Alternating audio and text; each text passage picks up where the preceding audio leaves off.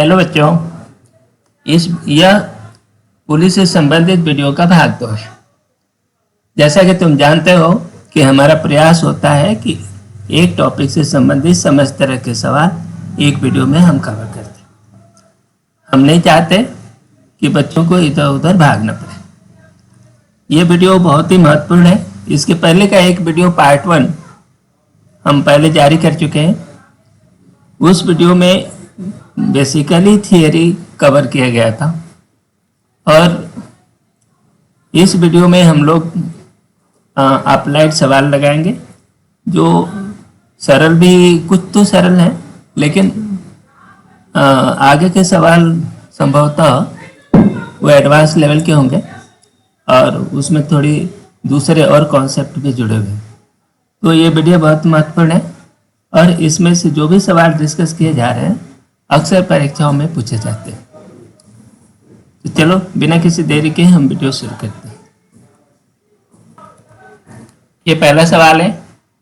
इस सवाल में कह रहे हैं कि ये पुलिस सिस्टम है, इसमें 2 ब्लॉक कनेक्टेड है। ये 1 kg का है ए और ये दूसरा 2 kg का है। ठीक है।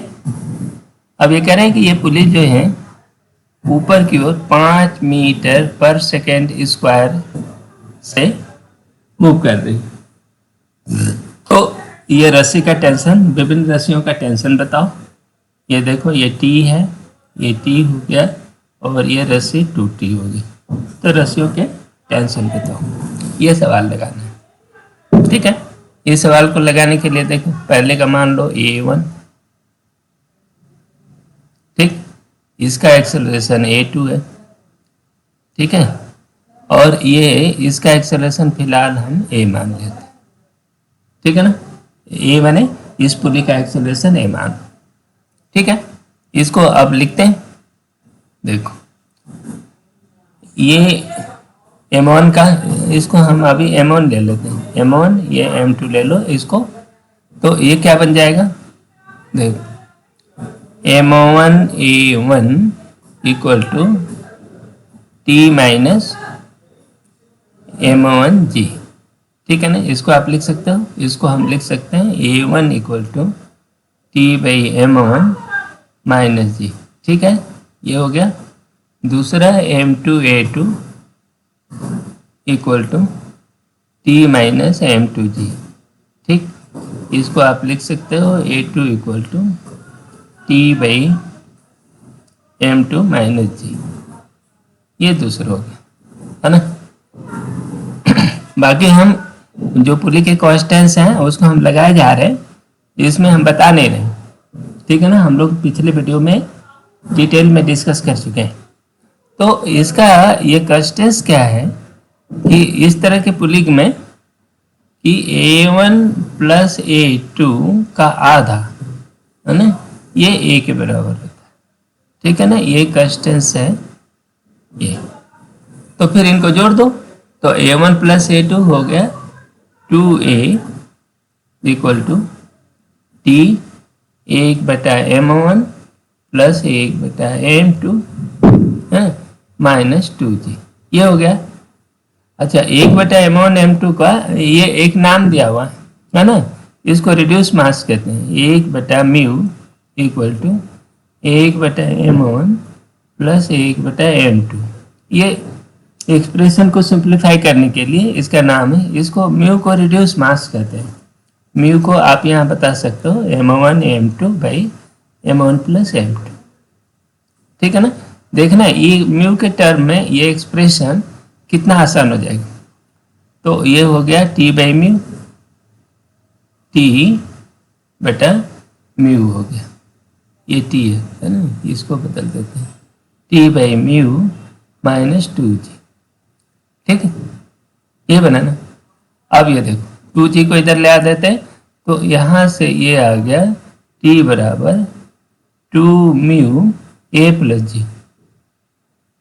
देखो, ये तुम्हारा टेंशन इतना होगा।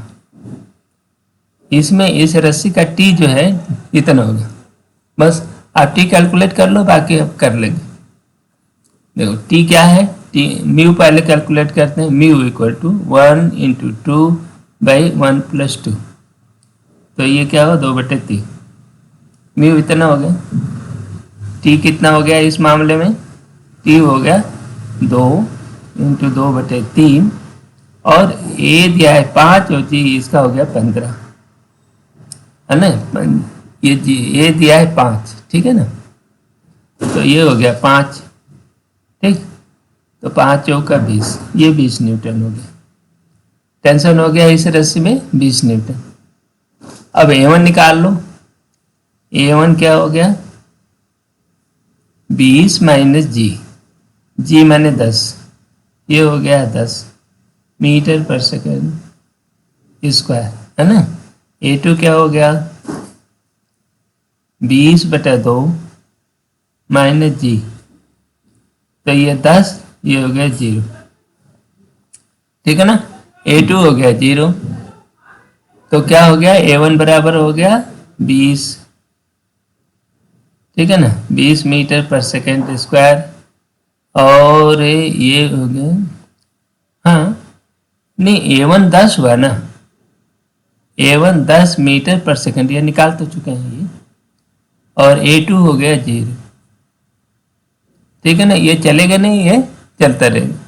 और ये पूरा एक्सेलरेशन कितने गया 5 मीटर पर सेकेंड से हो जाएगा। देखो 10 ये और 0 मिल करके इसका एवरेज 5 हो गया, तो ऊपर की ओर 5 जाएगा, ठीक है। आगे बढ़े। अब अगले टाइप का सवाल आता है, इस तरह की पुली अरेंजमेंट है सामने दिया हुआ, तो इसका पहले भी कॉन्स्टेंट्स देखो, इनको मान लेते हैं टी, इसका टी है ना, ऐसे ये 2t हो गया, तो 2t ये भी हो गया, 2t हो गया, तो फिर ये भी t और ये भी t, ठीक है ना। ऐसे एक और से चलो, फिर इस तरह से डिस्ट्रीब्यूट करते हुए चले आओ। अच्छा, इनका M1 M2 M3 M4 ये मासेस ये होंगे, और इनके करस्पॉन्डिंग एक्सेलरेशन A1, इसका A2 A3 A4। हम क्या कर रहे हैं, सबके एक्सेलरेशन ऊपर ही मान रहे हैं, सभी ऊपर की ओर पॉजिटिव है ना, क्योंकि टेंशन सभी सबके ऊपर की ओर लग रहा है ना, ऐसे। तो ये कांस्टेंट्स क्या होगा देखो, TA1 + TA2 + TA3 + TA4 = 0। ये क्या हो गई A1 + A2 + A3 + A4 = 0। ये आपका कांस्टेंट इक्वेशन है, ठीक है ना। ये सभी के सभी वेक्टर हैं, ये मैंने चिन्ह के साथ रखे जाएंगे, ठीक है ना। अब ये देखो A1 क्या हो गया, A1 T/M1 - जी, A2 का इक्वेशन हो गया T/M2 - जी, A3 T/M3 - जी, A4 T/M4 - जी। सबको जोड़ दिया, तो इसको जोड़ेंगे तो ये 0 हो गया कांस्टेंट्स के हिसाब से, है ना। A1 A2 A3 0 है ना, तो सबको 0 हो गया। और ये T के हो गए 1/M1 1/M2 1/M3, ये फ्रैक्शन जैसा आएगा M4 -4G, ठीक है ना। तो ये T आपका मिल गया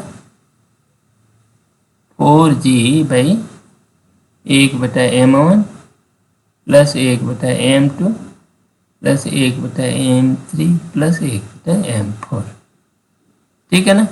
आपका T निकल गया, तो A1 A2 A3 निकाल लोगे, ठीक है ना। अभी हमारे में क्या है, M1 M2 M3 हमने निकाल दिया है, M1 M2 M3 के पदों में दिया है, तो ये काफ़ी लंबा चौड़ा कुछ दिख रहा है, ठीक है ना, लेकिन ये एक बढ़िया नंबर आ जाएगा। और A1 की वैल्यू तब निकाल लोगे, A2 की निकाल लोगे, बस हो गया, ठीक है। तो ये इस तरह से पुली वाले प्रॉब्लम को इसी तरह हल करते हैं, इसके अलावा दूसरा कोई शॉर्टकट मेथड नहीं है। नेक्स्ट आगे बढ़ते हैं। ये एक सवाल है, इसका देखो क्या है, यहाँ पर भी देखो ये T है, ये भी T है, ठीक है ना।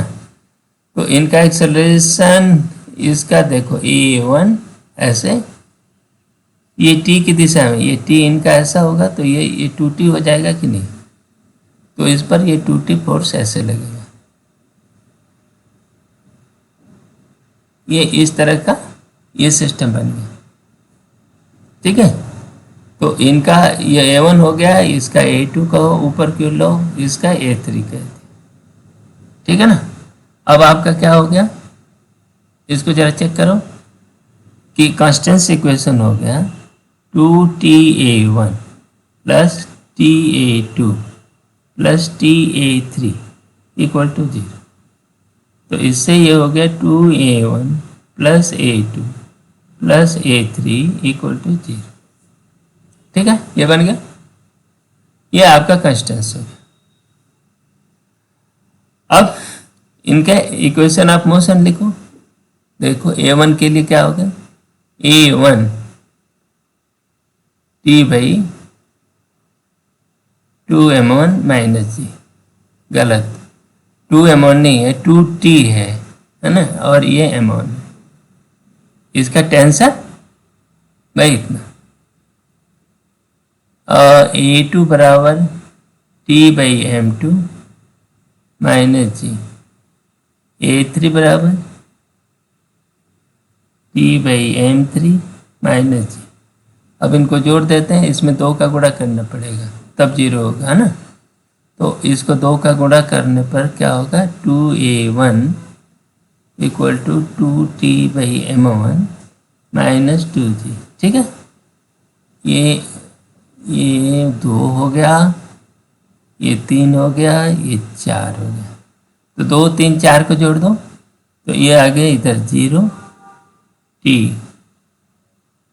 2/m1 plus 1/m2 plus 1/m3 minus 4g equal to 0।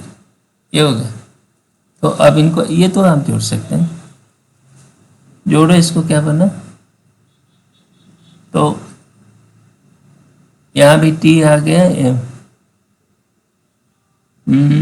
ये कर लेते हैं, देखो m1 m2 m3 कर दिया, तो ये 2m2 m3 plus m1 m2 plus m1 m3। ठीक है ना, ये t इक्वल टू 4g, तो t बराबर हो गया 4g m1 m2 m3 बटा 4 नहीं 2 ही आ रहा ना, अरे यहाँ हमने गलती किया है, 2 में भी 2 आया तो ये 4 हो गया, ये 4 हो जाएगा, यहाँ 4 हो गया। ठीक है ना, ये 4 तो था ही, ये जो है 4m2 m3 plus m1 m2 plus m1 m3 ये टी होगा। ठीक है, अगला सवाल देखिए। इस सवाल में क्या बोल रहे हैं ये कि ये m1 2 kg है, ये 2 है और ये जो है 4 है। ठीक है ना, 4 kg। तो अब ये पहले कांस्टेंस इक्वेशन लेते हैं, ये t हो गया, ये भी t हो गया। ठीक है ना, तो ये 2t हो गया, तो ये हो गया 2t। ठीक है, सारी पूरियां मासलेस है, वजनी नहीं है। तो बस इसका इक्वेशन, अच्छा उसका वो देखो कांस्टेंस क्या, इसका A1 कहते हैं, ये ऊपर की ओर ऐसे ले लेते हैं, A2 को हम ऐसे कर लेते हैं। ठीक है ना, टेंशन की ओर पॉजिटिव। तो A1 ले लो, तो TA1 plus 2TA2 equal to 0। इसका मतलब कांस्टेंट्स क्या हो गया, A1 plus 2A2 equal to 0।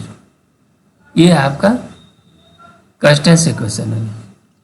अब देखो A1 देखते हैं, इसका एक बात ध्यान रखो, ये साइन थीटा है, ये 30 डिग्री है, तो एम जी जो है ऐसे रहेगा, M1G ऐसे लगेगा, ठीक है ना। तो ये 30 डिग्री हो गया, तो इसका ये कंपोनेंट जो इंक्लाइन के अलांग होगा वो जी साइन थीटा होगा, तो वो ये ध्यान रखो। तो ये M1 क्या है, 2A1 equal to T minus mg sine theta 2g sine theta 1/2, तो ये हो गया T माइनस जी, ये हो गया 1। अच्छा, तो इसे यहाँ लिखा A1 इक्वल टू,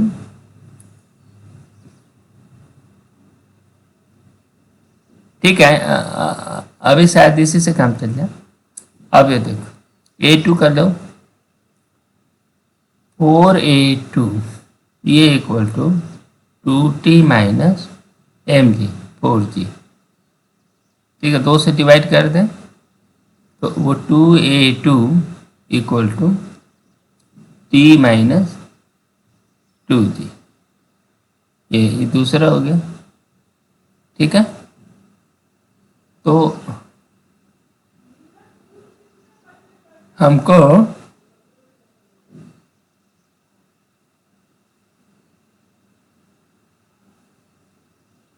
ठीक है, तो यहाँ लिख ही लेते हैं A1 equal to T/2 minus G/2, ठीक है ना।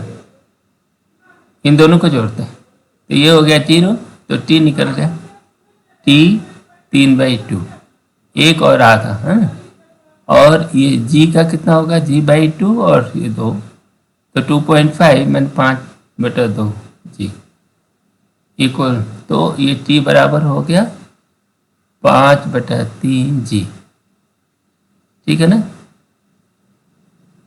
बस T निकल गया, तो आप निकाल लो।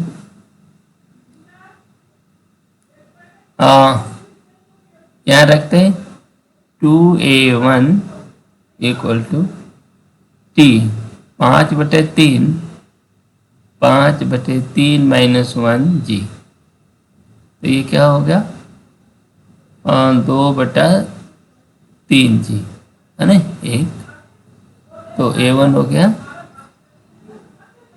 G/3, ठीक है, ये 1 हो गया। A2 कितना होगा, A2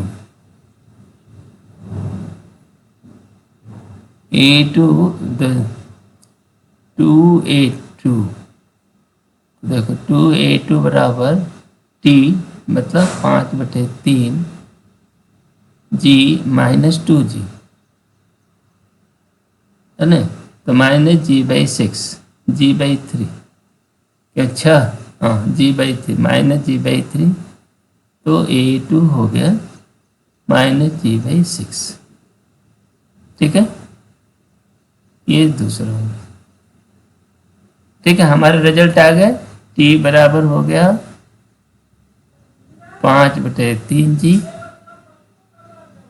A1 हो गया G/3, है ना, ऐसे।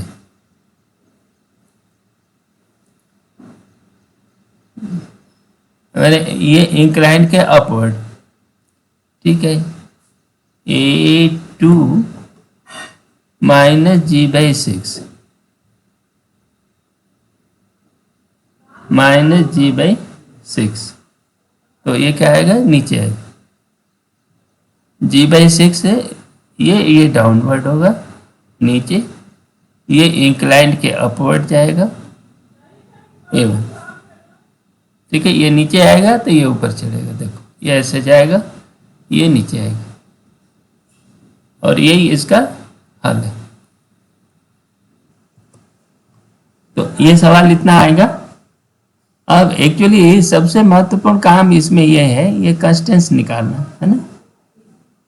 कंस्टेंस आपने निकाल लिया तो फिर बाकी का तो ये इक्वेशंस हैं, 2 इक्वेशन आए, और उन इक्वेशन से आप A1 A2 की वैल्यू निकालो, है ना। आपके जो 3 इक्वेशंस हैं ये कांस्टेंट इक्वेशन है और ये इक्वेशन है। तो यदि हमारे विधि से, हमारे किसी मेथड से दिक्कत किसी को हो तो आप ये सीधे सीधे दो इक्वेशन है सॉल्व कर, ठीक है। तो ये सिंपली ये इक्वेशन सॉल्व करना। नेक्स्ट अगला सवाल देखो, ये है ना। तो ये सिस्टम दिया हुआ है, उसमें पूछ रहा है टेंशन निकालिए ब्लॉकों के और एक्सेलरेशन निकालिए। तो देखो हम लेते हैं इसका A1 कहते हैं, इसको हम A2 कहते हैं, इसको A3 कहते हैं। तो अच्छा हो कि इसको A3 कह लो और इसको A2 कह दो, है ना। तो A1 A2 A3 उनके मास के साथ भी इसी तरह से हो गए, ठीक है भाई। तो देखो, तो इसको हम बोलेंगे T, ये T, तो ये हो गया 2T, ये भी हो गया 2T, ठीक है ना। अब कांस्टेंट इक्वेशन ले लो, क्या होगा कि 2A1, देखो 2T into A1 plus TA2 plus TA3 equal to 0। तो ये हो गया 2A1 plus A2 plus A3 equal to 0। ये कांस्टेंट इक्वेशन और सारे A1 A2 ऊपर की ओर है, हमने माने हैं, ठीक है। A1 A2 A3 सारे के सारे ऊपर की ओर, ठीक है। टेंशन भी ऊपर की ओर लग रहा है, तो इसलिए वर्क डन भी सबके पॉजिटिव है, ठीक है। अब इक्वेशन लिखो सबके। पहले का A1 का लिखो, A1 2T by 1 kilo minus ji. A2 क्या हो गया, T बटा 2 माइनस जी। A3 क्या है, T बटा 3 माइनस जी, ये हो गया। अब इनको चाहिए 2A1, तो 2A1 क्या हो गया 4T माइनस 2G। अब इनको जोड़ दो, तो ये हो गया 0, इधर ये सब तीनों जोड़ करके 0 हो जाएंगे। तो ये क्या हो गया, T के कोएफिशिएंट हो गए 4, 1/3 प्लस 1/2, और ये कितना हो गया 4G माइनस 4G, ठीक है ना। तो इनको जोड़ देते हैं, T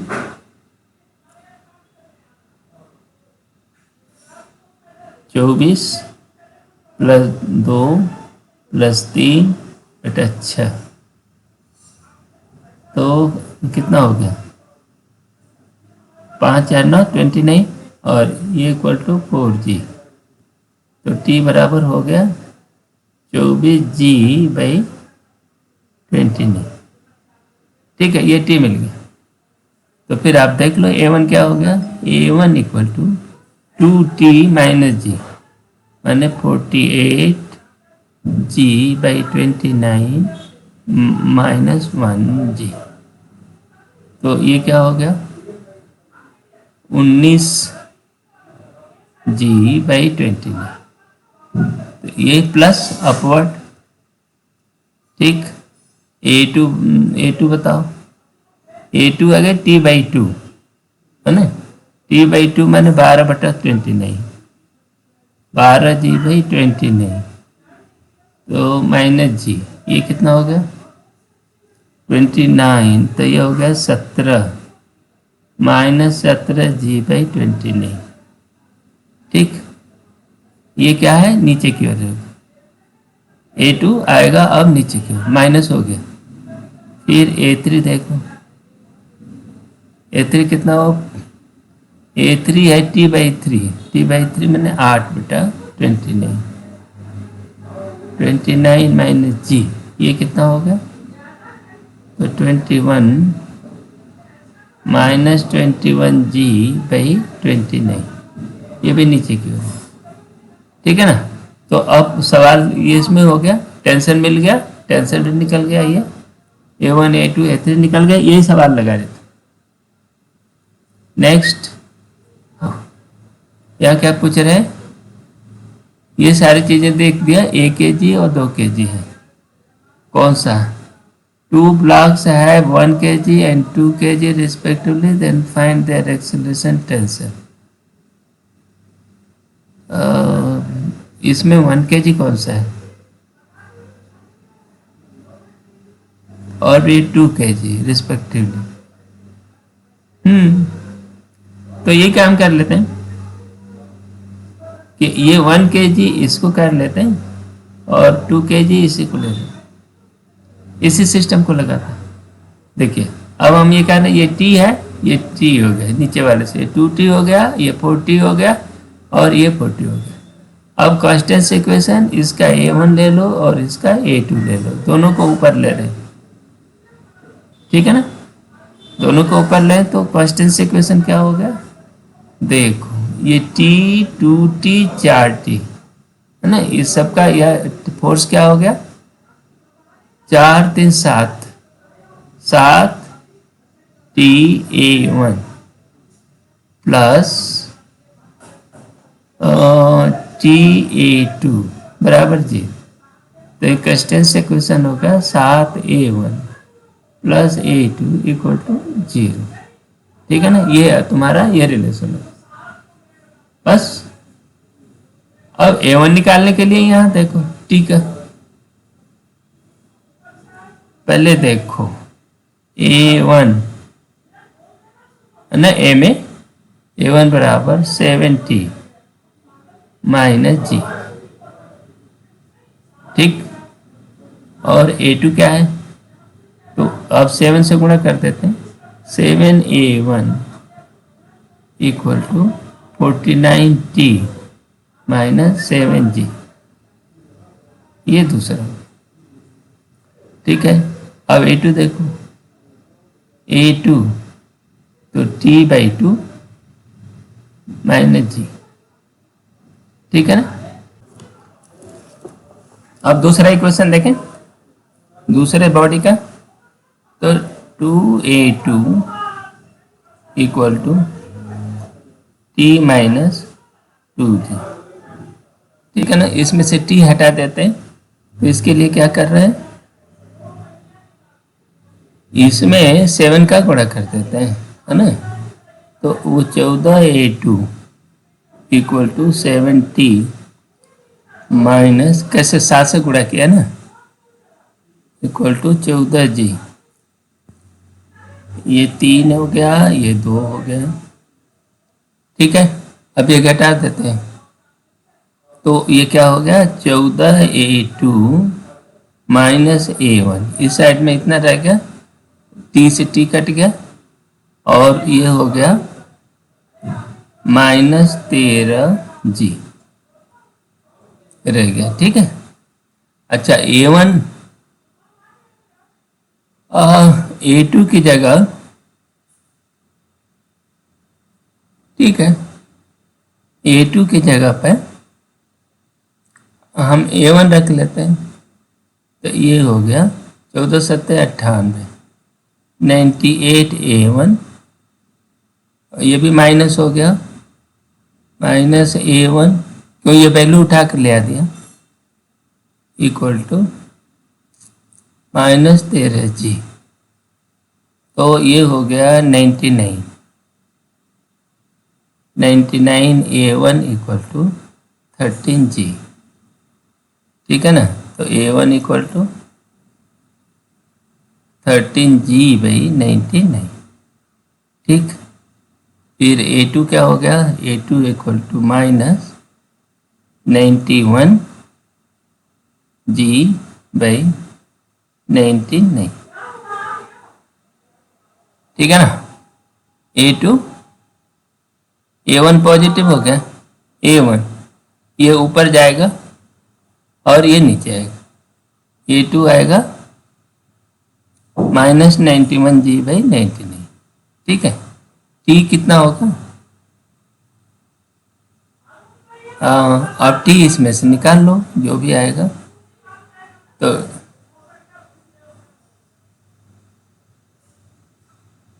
t जो होगा A1 plus ji by 7, T बराबर A1 प्लस जी बाई 7, ठीक है ना।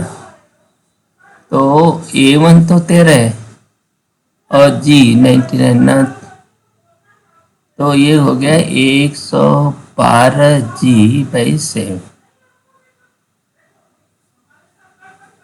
ये हो गया क्या, देखो A1 प्लस जी इसमें इसमें रख दिया, कहाँ, A1 प्लस जी बाई 7, ये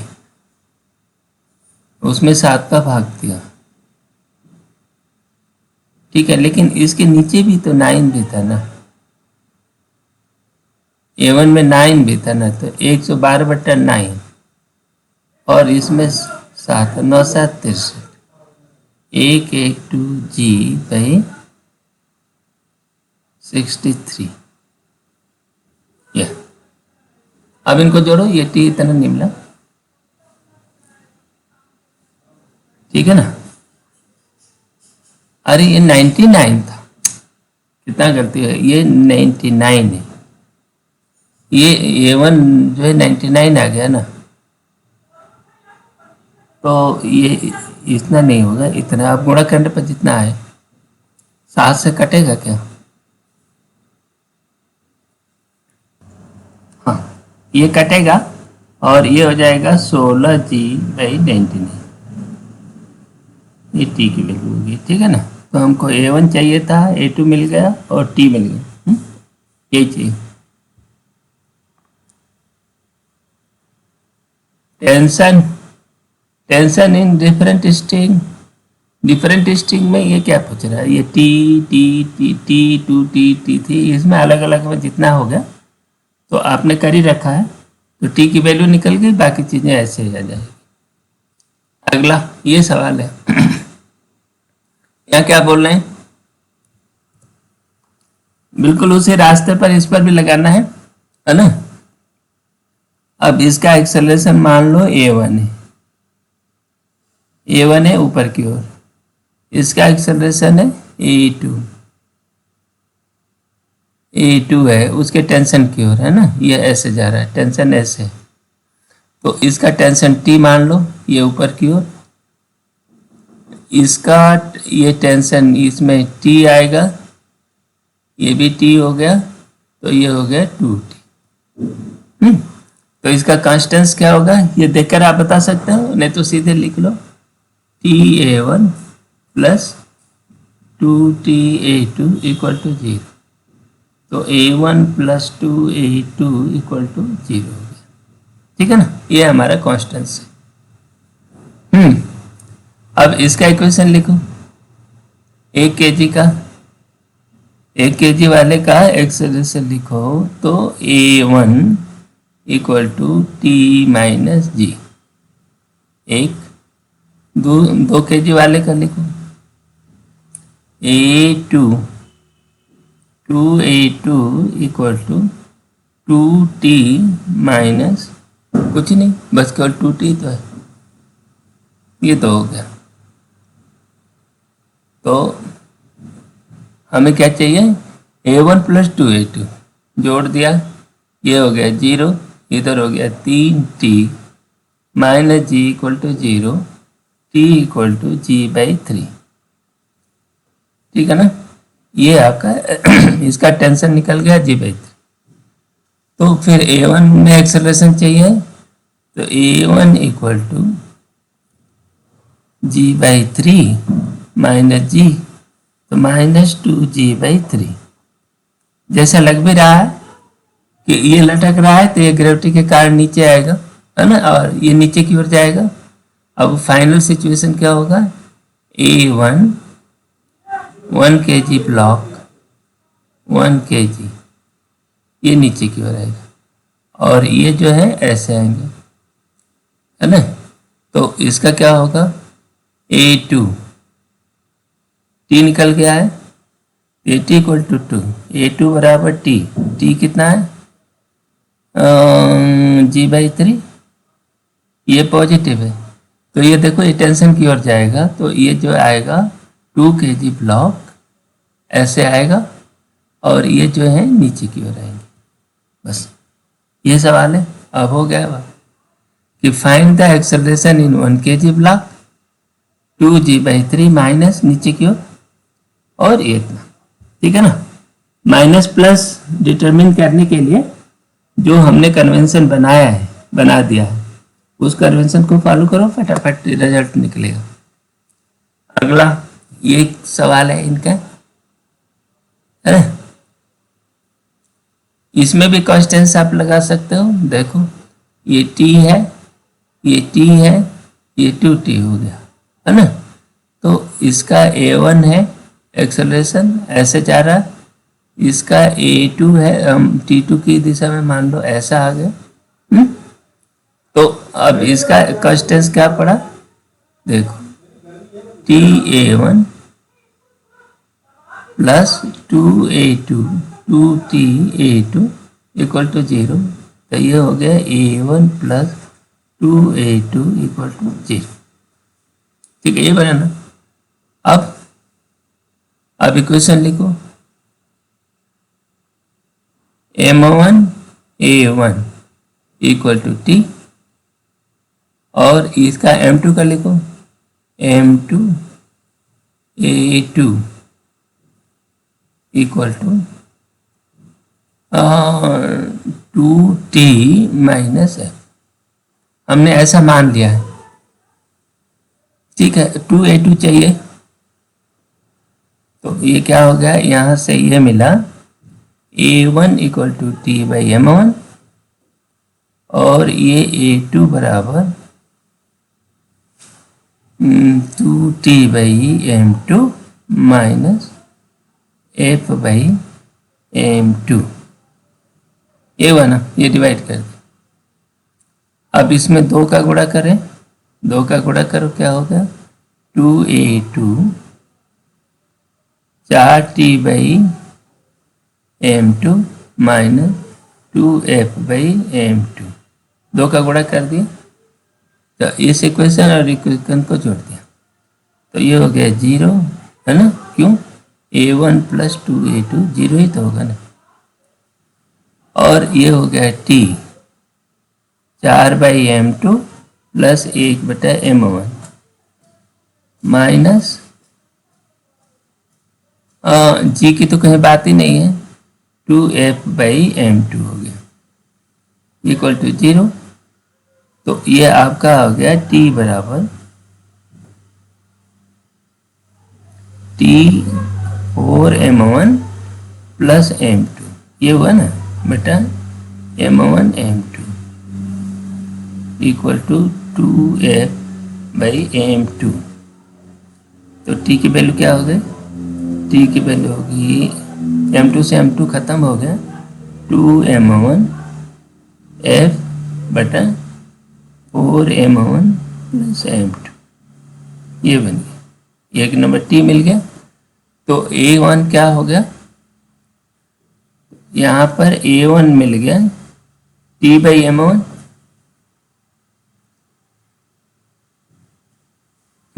m2 खत्म हो गया, हाँ, t/m1, तो 2f/4m1 प्लस m2। ठीक है, अब इसका वो देखो, m1 क्या दिया है, m1 दे रखा है 0.3 kg, m2 दे रखा है 0.2 kg। ठीक है, तो t की वैल्यू यहाँ निकाल, m1 है 0.3, तो ये हो गया 0.6f। f दिया कितना, f भी दिया रखा ना 40 न्यूटन, 0.4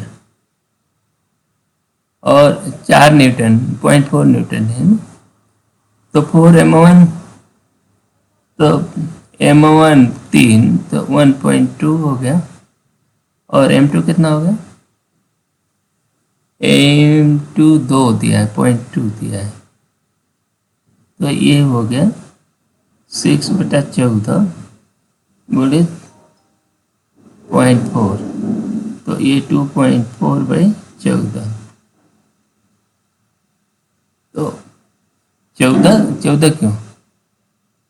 हाँ, 6 का भी 0.6 को हटा दिया ना, तो ये हो गया 2.4/14। तो ये हो गया 12/70। 12/70 ये क्या चीज़ है? टेंशन हो गई।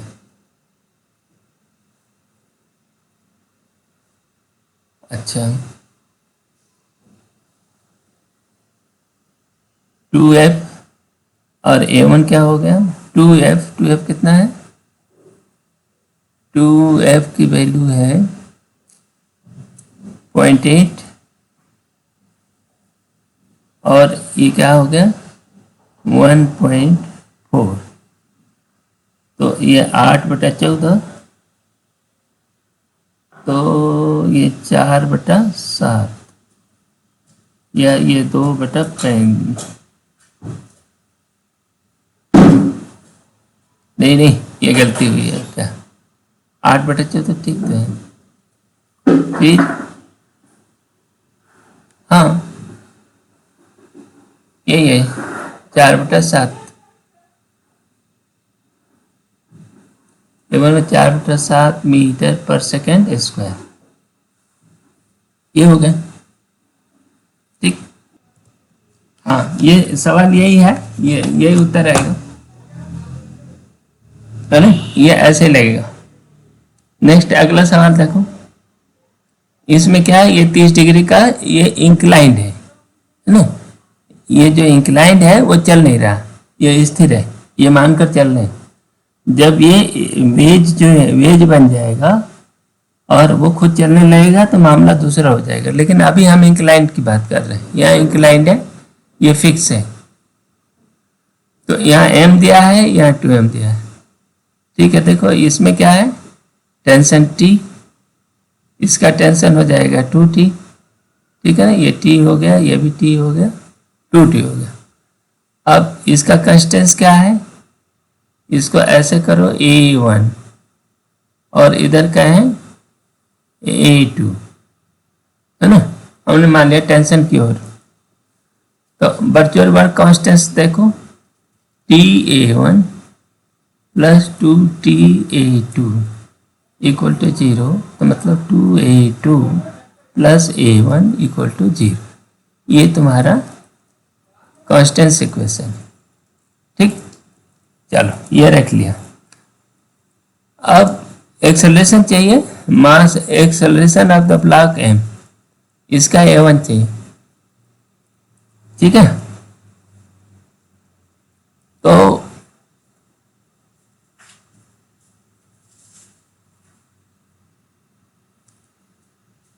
चलो यहाँ पर एक खास बात है, 90 डिग्री पे है, ये 30 डिग्री पे है, तो इस साइड में mg साइन थीटा, तो ये है mg/2, इधर फोर्स लगेगा, है ना? ऐसे तो इक्वेशन ऑफ मोशन लिखो, ma1 equal to t minus mg/2। ये स्मॉल सभी को स्मॉल अभी रख लेते हैं क्योंकि एक ही है में। ठीक, तो यहाँ से क्या हो गया? A1 equal to t/m minus g/2। ठीक है भाई, एक एक क्वेश्चन हो गया। अगला क्या है इसका? तो A2 क्या होगा? A2 बराबर t/2m माइनस जी, इसको ले लो, ये सीधा सीधा है। अब A2 में 2 का गुणा करना पड़ेगा, करना है ना? तो क्या करता है? 2A2 बराबर 2t/m माइनस 2g। ठीक, अब 1 और 3 को जोड़ दें, तो ये हो गया 0 और यहाँ हमने A2 में गुणा 2 छोड़ दिया है, तो 2 से 2 खत्म हो गया, तो ये हो गया 2t/m माइनस ये क्या होगा?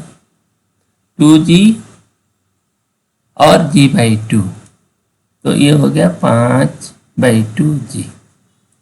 ठीक है, तो टी बराबर क्या हो गया 5 mg/4।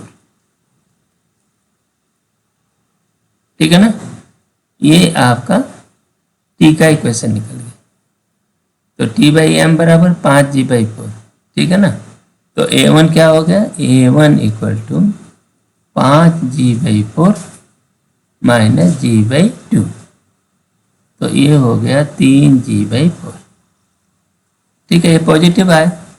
तो फिर A2 क्या आएगा, A2 इसका आधा आएगा माइनस 3g/8। ठीक है ना, तो ये पांचवा क्वेश्चन, ये छठा, ये आएगा। तो इसका यहाँ पर देखो सही आ रहा है कि नहीं, A2 नीचे की ओर जा रहा है, A2 ऐसे जाएगा फाइनली, और A1 क्या होगा, A1 ऐसे ऊपर की ओर जाएगा। वैसे भी है, ये नीचे आएगा, ये बाहर, ये नीचे आएगा, तो ये इसको ऊपर ले जाएगा। ठीक है, सही है, टेंशन इसका ही है। अगला सवाल यहाँ देखो, ये system where the block are कहाँ है, ये मूव्स इतना, ब्लॉक पी ये है, मूव्स 3 मीटर ठीक पर second, determine the speed of the block you. ठीक है ना, जो कांस्टेंट इक्वेशन, इसमें जो कांस्टेंट इक्वेशन एक्सेलरेशन के लिए होता है, बिल्कुल उसी तरह वेलोसिटी के लिए भी होता है। तो यहाँ देखो टी, इसका टी एक ही रस्सी, जहाँ टी ये टी हो गया, ये हो जाएगा 2t, पी का ये 2t हो जाएगा। ठीक है ना, तो अब वेलोसिटी देखो, ये बोल रहे हैं कि ये माइनस में जा रहा है। हमने क्या है, हमारा क्या है, टी आई वी आई का सम 0 होगा। तो यहाँ पर देखो, तो यहाँ लिखते हैं, यहाँ से देखो T V Q plus 2t V P plus T V R equal to 0। ये कांस्टेंस हो गया V Q plus 2vp plus V R equal to 0। इस इक्वेशन को अप्लाई करने के पहले ये जान लेना पड़ेगा कि जब टेंशन की दिशा में होगा तो ये भी पॉजिटिव होंगे, जब टेंशन के उल्टी दिशा में होगा तो निगेटिव है। तो ठीक है भाई, तो वी क्यू देखो क्या दिया है, टेंशन के उल्टे दिशा में, नहीं वी आर देखो दिया हुआ है, वो -10 हो गया, क्योंकि तो टेंशन के उल्टे, टेंशन ऐसा है और उसका उल्टा। यहाँ पर देखो बीपी क्या है, पॉजिटिव दिया है, वो 3 दिया, बस वी आर निकालना है, नहीं वी क्यू निकालना है। तो देखो वी क्यू निकालना है, वीपी दिया है ये, तो ये हो गया +6, वी आर दिया है -10, तो 10 ले लिया इक्वल टू 0। तो ये क्या हो गया, -4 V Q equal to 4 metre पर सेकेंड। ठीक है ना, इसकी दिशा क्या होगी, टेंशन की दिशा में, वी क्यू चाहिए ना, ये इसको टेंशन ऊपर जा रहा है तो ये इसको ऊपर जाना पड़ेगा, कितना 4 मीटर पर सेकेंड, है ना। तो वी क्यू इज 4 मीटर पर second along the tension that is upward। ठीक है, ये यही सवाल है। ये अगला सवाल देखिए, इस सवाल में क्या बोल रहे हैं कि A determine the connection between the velocity of block A and block B. ठीक है ना, इनका वेलोसिटी इसमें ए दिया है, इसकी भी दिया है, ठीक है, इसको हल करने के लिए एक काम करते हैं। यार देखो ये टी है, ये भी टी है, पहले वाली टी हो गई। ठीक है, ये रस्सी गई, पूरे रस्से में टी टेंशन है। दूसरे वाले में ये देखो, ये पुली बताएगी कि इसमें कितना है, तो ये 2t हो गया, यहाँ भी 2t टेंशन हो गया। ठीक, और इस जगह पर क्या हो गया, 4t हो गया। ठीक है ना। हम क्या जानते हैं कि दो प्रिंसिपल ऑफ वर्चुअल वर्क जो टेंशन के बारे में बोलता है कि T I dot D X I है ना, सबका सम 0 है। एक्चुअली बेसिक ये है, इसी चीज को T I dot V I velocity पर लो तो भी ये चलेगा, और एक्सेलरेशन पर भी टी आई डॉट ए आई है ना, ये सब के लिए सही है। ठीक है ना। ये प्रिंसिपल ऑफ वर्चुअल वर्क ये जो है हर प्रॉब्लम के लिए, इसमें ये तीनों के लिए सही होता है। अब यहां वेलोसिटी की बात कर रहा, इसमें वेलोसिटी और टेंशन के बीच में एंगल है यहाँ पर, इस जगह पर। ठीक है ना, तो वर्क डन भी अलग होगा, थोड़ा सा फर्क पड़ेगा। चलो, ये यहाँ पर इसका उपयोग करने के, चलो पहले अभी ये करते हैं, वेलोसिटी का देखते हैं। तो यहाँ पर देखो T dot V A plus 4t dot V B. ठीक है ना, 4t dot V B equal to 0। दो ही तो है, ये जहाँ भी मास है वहीं पे इवेलुएट करता है, पुली पे नहीं करता। ये वर्चुअल वर्क का जहाँ भी उपयोग करते हैं तो केवल मासेस पर हम इवेलुएट करते हैं, पुली के ऊपर नहीं। ठीक है ना, तो ये देख, अच्छा इसमें V A and V V, V A V V are taken as positive. ठीक है, taken as positive when they are in direction of, ठीक है ना, in direction of respective tension. ये ध्यान रखना पड़ना होगा। ठीक है ना, ये हमेशा ये ध्यान रखो।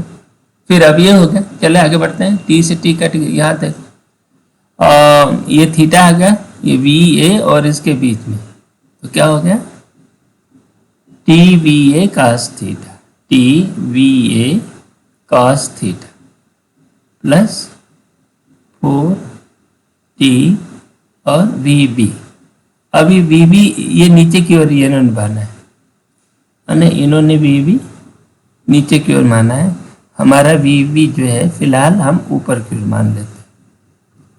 ठीक है ना, ऐसा, क्योंकि हम टेंशन की दिशा में हम वी बी मान रहे हैं, तो ये वर्क डन पॉजिटिव रहेगा। तो ये हो गया, टी से टी कट गया, तो ये आया V A cos theta equal to -4bb। ठीक है ना। अच्छा, अब ये डायरेक्शन इन्होंने दिया है, यहाँ वीवी की डायरेक्शन क्या दिया है, वीवी की डायरेक्शन है माइनस मैग्नीट्यूड ऑफ वी, है ना। ये यहाँ पर वीवी की डायरेक्शन नीचे दिया हुआ, तो ऐसे में देखो V A cos theta equal to 4bb।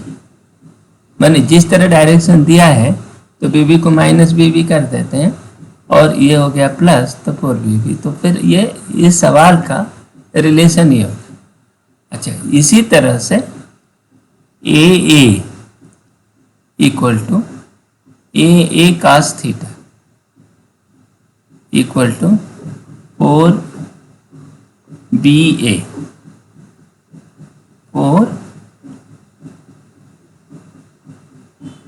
4AB करोगे ना, AB ये, लेकिन ये जो रिलेशन है कब वैलिड होगा? ये जो है is valid only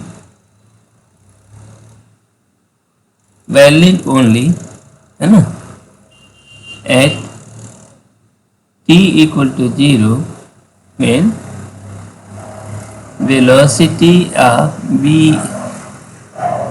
VA is 0, है ना। स्टार्ट में जब वेलोसिटी 0 थी तभी वैलिड होगा, ठीक है ना। ये हमेशा नहीं वैलिड होगा। तो ये जो टेढ़े वाले जो एंगुलर डिस्प्लेसमेंट जहाँ हो रहा है, जहाँ डिस्प्लेसमेंट हो इसके बीच में और टेंशन के बीच में जहाँ पर एंगल है, तो वो एक्सेलरेशन के मामले में ये वैलिड नहीं रहेगी, ठीक है। लेकिन बाकी मामलों में, वेलोसिटी के मामले में वैलिड है और डिस्प्लेसमेंट के मामले में वैलिड है। तो ये जो है इसका लिमिटिंग वैलिडेशन है। वजह क्या है इसको भी चेक कर लेते हैं। एक्चुअली इस सिस्टम को देखिए, यहाँ एक पुली है और पुली से ऊपर एक रॉड है, चिकना रॉड है, स्मूथ रॉड है, ये ए दूरी पे है, ठीक है। तो और ये मान लो किसी क्षण पर इसको हमने पकड़ कर रखा है अभी पे रेस्ट में, और ये x दूरी पे है, ठीक है ना। तो अब यहाँ पर रस्सी क्या है देखो, अब ये दूरी है y, ठीक है। ये दूरी ये कुछ होगा, तो ये रस्सी की लंबाई जरा देखो, रस्सी की लंबाई होगी y प्लस y, ये नीचे है लटका हुआ, और ये वाला पार्ट तो root a square plus X square, इसमें वेरिएबल x है और y है, ठीक है ना। अब देखो इसको टाइम के साथ डिफरेंशिएट कर दें तो ये हो जाएगा l लंबाई, रस्सी की पूरी लंबाई, ये क्या है, ये 0 है। ये dy/dt, ये वेलोसिटी हो गई किसकी, इसकी वर्टिकल वेलोसिटी, b की b भी हो गई, प्लस ये है x dx/dt 2x, ये पता हो गया 1/2 root a square plus X square, ठीक है ना। इसको हम लिख सकते हैं dy/dt प्लस 2 से 2 कट गया, और x/a स्क्वायर, देखो x/ ये वाला, तो इसको क्या बोलते हैं, सेक थीटा हो गया ना। तो dx/dt नहीं, और x/ ये, तो इसको cos थीटा कहते हैं, cos थीटा, ये एंगल है ना, ये बराबर 0, ठीक है। ये जो वेलोसिटी है किसी भी थीटा के लिए सही, हर पॉइंट पर जो भी थीटा होगा इसके लिए हर जगह सही है। This is true for all, है ना, कोई भी थीटा हो चलेगा। लेकिन अब देखो यदि दोबारा हम डिफरेंशिएट करें इसको, तो इसमें कोई इशू है क्या, देखो इसी चीज को दोबारा करें, देखो d2y/dt स्क्वायर हो गई, प्लस इसको देखो d2x/dt square into cos theta, cos theta ठीक है ना। बाकी ये जो है कॉस थीटा प्लस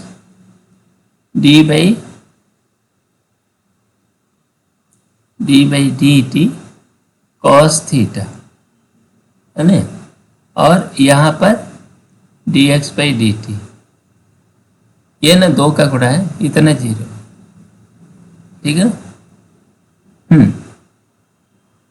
तो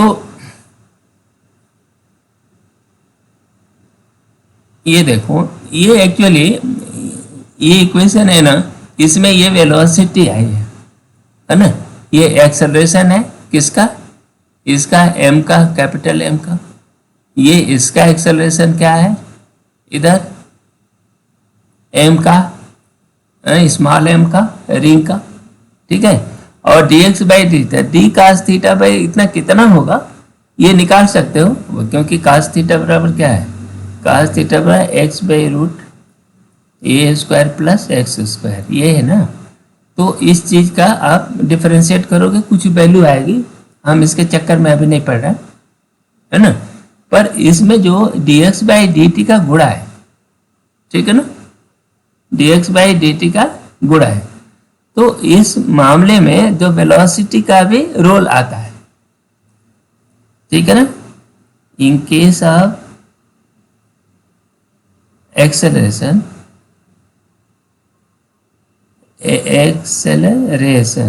है ना, we need velocity also, velocity also, ठीक है ना। तब आप इसको करोगे, इसका आप डिफरेंशिएट करो, जो आएगा वेलोसिटी आएगा, कुछ आएगा, तब d2x बाई dt कुछ वैल्यू आप बता पाओगे, ठीक है ना। लेकिन when dx by dt equal to 0, शुरू में क्या होता है, तब फिर इस मामले में देखो d2y by dt square plus d2x by dt square cos theta equal to 0, ये इक्वेशन ट्रू है ना। जब थीटा, जब वेलोसिटी 0 है, जब ये रेस्ट से शुरू कर रहा है, जस्ट ही जैसे इसको पकड़ कर रखा गया है सिस्टम को और तुरंत छोड़ते हैं, तो उसी क्षण ये एक्सेलरेशन, इसका एक्सेलरेशन और इस मास का एक्सेलरेशन दोनों में हम कंपेयर कर सकते हैं, और वो जो है वो पीछे वाला जो है ये टी आई ए आई से गवर्न होगा, इसमें कोई शक नहीं। लेकिन जब इसमें वेलोसिटी आ जाएगी, क्योंकि बाद में वो ये क्या हो जाता है, इसमें वेलोसिटी आएगी, एक्सेलरेशन बढ़ता जाएगा, ए के साथ वेलोसिटी हो जाएगी, और वेलोसिटी आएगी तो फिर तो एक्सेलरेशन को प्रभावित करना शुरू कर देगी, ठीक है ना।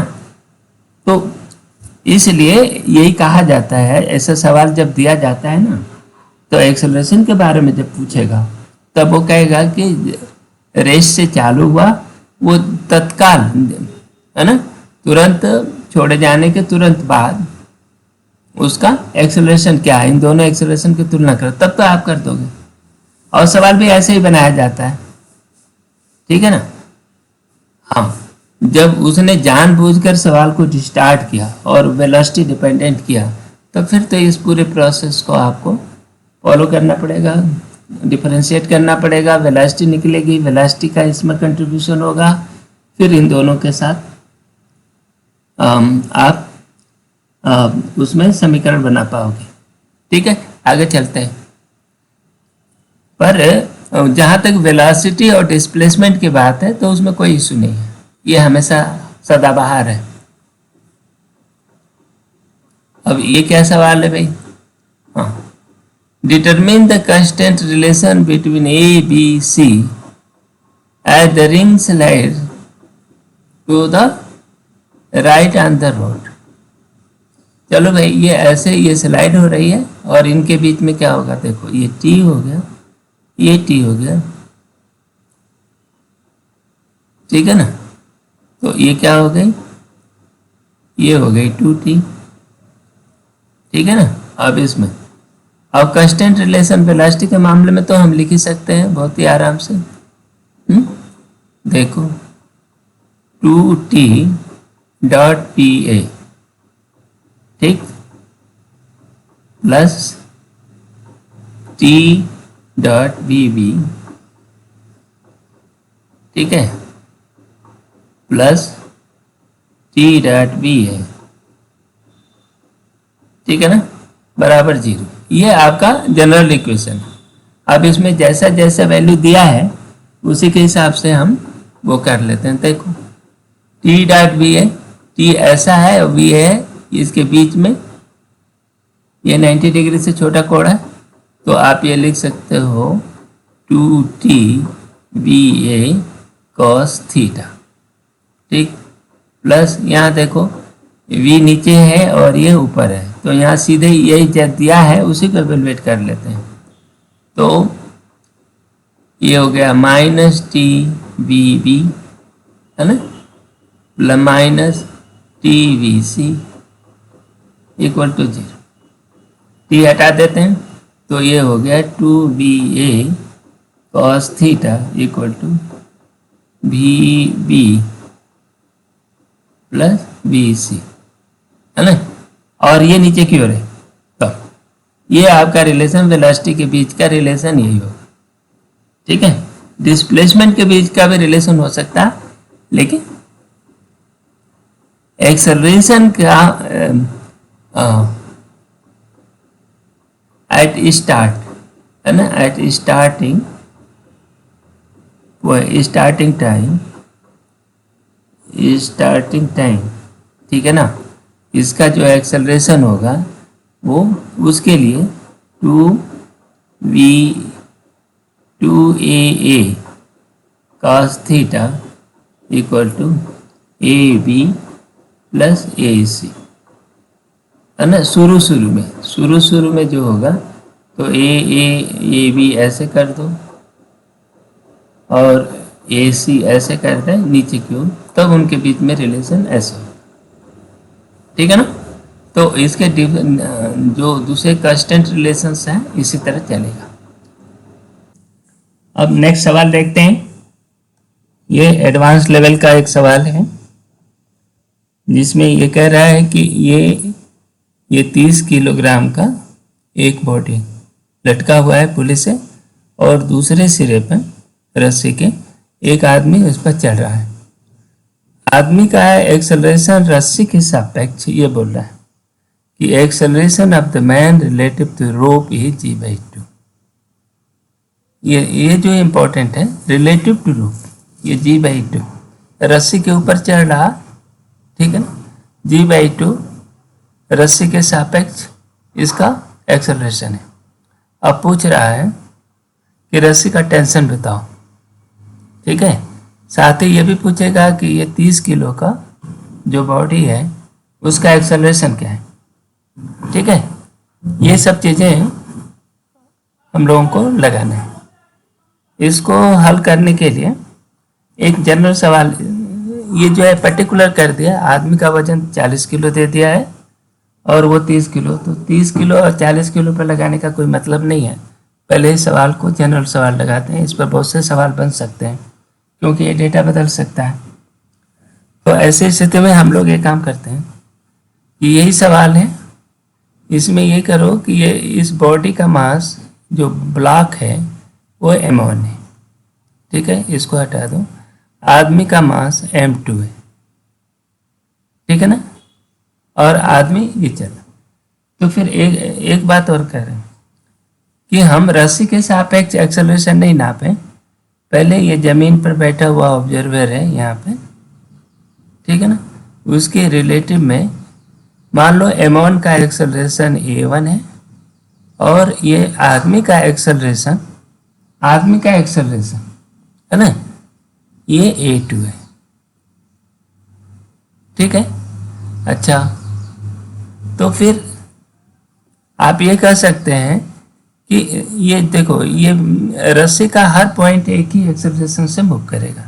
ये यदि a1 से जाएगा तो रस्सी का एक्सेलरेशन देखो, ये अभी लिख लेते हैं। a1 क्या है? Acceleration of m1 with respect to ground, ठीक है।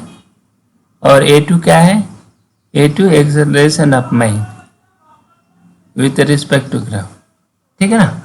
अब तो रस्सी का एक्सेलरेशन ऑफ एक्सेलरेशन, ये बहुत कठिन सवाल है, बहुत कम समझा जाता है, इसलिए समझो। एक्सेलरेशन ऑफ रोप, रोप क्या है, ये रोप एट बी, बी क्या होगा देखो, ये मान लो ये पॉइंट, रस्सी का हर पॉइंट एक ही एक्सेलरेशन से मूव कर रहा है ना, तो ये A1 से ये पॉइंट ये ले लो, ये A1 से जा रहा है क्योंकि ये ब्लॉक A1 से ऊपर की ओर जा रहा है, तो B पॉइंट A1 से ही ये नीचे की ओर जाएगा, ठीक है ना। तो acceleration of rope eight B is क्या होगी, -A1, ठीक है कि नहीं। अब ये देखो इस सिरे पर ये रस्सी आ रही है, A1 एक्सेलरेशन से जा रही है, आदमी A2 से जा रहा है, ठीक है ना।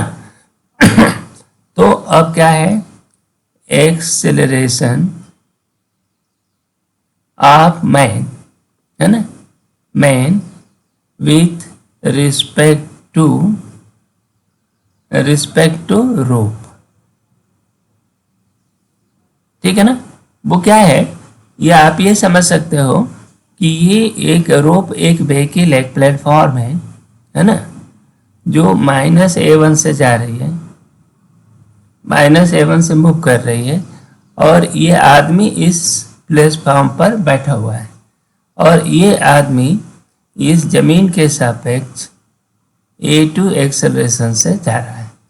तो रोप के सापेक्ष इस आदमी का एक्सेलरेशन A, मान लो A हो गया, ठीक है ना, या इक्वल टू क्या हो जाएगा, जब प्लेटफॉर्म होता है ना, जो चीज़ मूव कर रही है जिसके रिलेटिव में, तो उसको नेगेटिव करके जोड़ देते हैं, तो ये हो गया A2 इसका अपना एक्सेलरेशन आदमी का माइनस A1, ठीक है ना। तो इसको आप बोल सकते हो कि इसका अर्थ हुआ A equal to A2 plus A1, magnitude, अब ये वेक्टर नहीं रहा, ठीक है ना। तो A का मैग्नीट्यूड जो रिलेटिव एक्सेलरेशन है ये इतना हो गया, ठीक है ना। तो अब यहाँ से आप ये आया कि ठीक है, A1 प्लस A2 इतना, चलो तुम्हारा ये कॉन्स्टेंस हो गया, इसको एक लिख लिया, बस तुम्हारा सवाल हल हो गया। अब देखो, Newton's law of the motion हमेशा ग्राउंड के रिस्पेक्ट में स्टेशनरी ऑब्जेक्ट के, मैंने इनर्शियल फ्रेम में हम इसको न्यूटन लॉ ऑफ मोशन लगाते हैं, ठीक है ना। तो A1 A2 के लिए न्यूटन लॉ ऑफ मोशन लागू होगा, ठीक है ना। रस्सी का टेंशन T है, ठीक है ना।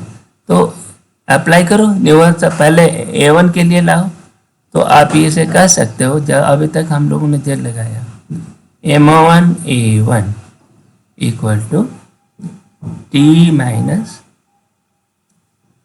M1 G, तो इसको हम कह सकते हैं कि A1 इक्वल टू T बटा M1 माइनस G, ठीक है ना। ये चलो दूसरा इक्वेशन होगा। इसी तरह इस आदमी का एक्सेलरेशन देखो A2, आदमी तो एब्सोल्यूट रूप से जमीन के सापेक्ष A2 एक्सेलरेशन से ऊपर जा रहा है ना, रस्सी पर जा रहा है या नहीं जा रहा है उसका कोई मतलब नहीं है, रस्सी का टेंशन इस आदमी को खींच रहा है, जिसकी वजह से वो आदमी ऊपर जा रहा है। तो A2 हो जाएगा T बटा M2 माइनस G, ठीक है, आप समझ में आ गए। दो तीसरा, तो 1 और 2 को जोड़ोगे, और ये पहला 1 नंबर का सवाल A, तो हमको A पता है, A माने रिलेटिव एक्सेलरेशन पता है, ठीक है ना, उसके टर्म में हम बात कर रहे हैं। तो देखो फिर क्या होगा, A equal to A1 plus A2, दोनों को जोड़ देंगे, तो T बाई 1 बटा μ1 M1 प्लस 1 बटा M2 माइनस 2G। और इसको सॉर्ट करने के लिए हम एक उपाय कर लेते हैं, इसको M1 M2 को हम T बटा म्यू कर देते हैं, रिलेटिव ये क्या है, रिड्यूस मास, 1 बटा म्यू इक्वल टू 1 बटा M1, इसको रिड्यूस मास कहते हैं, उसके पदों में हम डाल देते हैं, तो इसे वो छोटा हो जाएगा तुम्हारे। तो देखो T बराबर क्या हो गया, इससे निकला T बराबर म्यू टाइम, है ना, A प्लस G 2G, ठीक है ना। बस तुम्हारा जैसे ही ये चीज़ निकला, तुम्हारा पूरा सॉल्व हो गया सवाल। है ना, पूरा सवाल सॉल्व हो गया। ये टी निकल गया, है ना, क्यों ए दिया रहेगा आपको relative acceleration with respect to rho, तो ए दिया रहेगा, 2g पता है, म्यू पता है, m1 m2 पता है, तो म्यू आपको पता है, तो टी आपको मालूम हो गया। ठीक है ना, ये फार्मूला इंपॉर्टेंट है। दूसरा, जब टी पता है तो आपको a1 पता हो जाएगा, a2 पता हो जाएगा। ठीक है ना, तो ये सवाल है, लेकिन इस सवाल का एक मजेदार पार्ट थोड़ा ठीक से सोचते हैं कि ये देखो, ये पुली है, यहाँ पर m मास का ये लटका हुआ है, और यही m मास का एक बंदर है, यहाँ पर ये बंदर है m मास का, या आदमी है वो भी m मास का है ना, हमने बंदर नहीं बना पा रहे हैं, तो इसे ये पकड़ करके ये रस्सी के सापेक्ष ये एक्सेलरेशन से ऊपर जा रहा है। ठीक है ना, तो अब ये इस सिस्टम में है ना, दोनों का मास m है, दोनों का मास m है, तो अब उस समय क्या होगा, तो देखो ये टेंशन T हो गया, ये सवाल हल हो गया, हम उसी तरह से बस लगाएंगे। तो इसको देखो, इसको a1 हो गया, इसका a2 हो गया, है ना, ये जमीन के सापेक्ष एक्सेलरेशन है, ये a1 a2। ठीक है, अब ये देखो T कितना, अच्छा म्यू पहले निकालो, म्यू क्या होता है m1 m2 by m1 plus m2, तो यहाँ पर m/2 हो गया कि नहीं, देखो दोनों m हो जाएंगे तो m/2 हो जाता है।